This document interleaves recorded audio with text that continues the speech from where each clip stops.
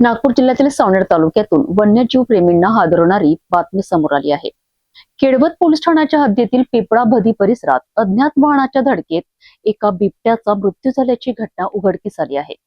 माहिती मिळताच वन विभाग आणि पोलिसांनी तातडीने घटनास्थळी धाव घेत पंचनामा करत पुढील तपास सुरू केला आहे। सावनेर तालुक्यातील पिपळाभदी परिसरात रस्त्यालगत बिबट्या मृतावस्थेत पडल्याची माहिती सामाजिक कार्यकर्ते हितेश बनसोड यांना मिळाली। त्यांनी तत्काळ ही माहिती सावनेरचे उपविभागीय पोलीस अधिकारी सागर खर्डे यांना दिली। माहिती मिळताच वन विभागाचे रेंज फॉरेस्ट ऑफिसर विजय गंगवाने आपल्या पथकासह घटनास्थळी दाखल झालेत। त्यांच्यासोबत वन विभागाचे कर्मचारी पंकज कोल्हे आणि प्रवीण बांगडे यांनीही घटनास्थळी पाहणी केली।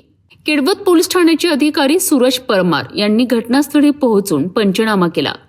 प्राथमिक तपासात अज्ञात वाहनाच्या धडकेत बिबट्याचा मृत्यू झाल्याचा अंदाज व्यक्त करण्यात येत आहे।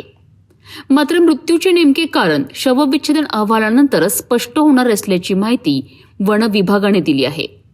वन विभागाने बिबट्याचा मृतदेह ताब्यात घेतला असून वन्यजीव संरक्षण कायद्यानुसार पुढील कायदेशीर प्रक्रिया सुरू करण्यात आली आहे। तसेच धडक देणाऱ्या अज्ञात वाहनाचा शोध घेण्याचे कामही सुरू आहे। सावनेरमधील या घटनेने वन्यजीवांच्या सुरक्षेचा प्रश्न पुन्हा एकदा ऐरणीवर आला आहे। बिबट्याचा मृत्यू नेमका कशामुळे झाला याचा उलगडा आता शवविच्छेदन अहवालानंतर होणार आहे।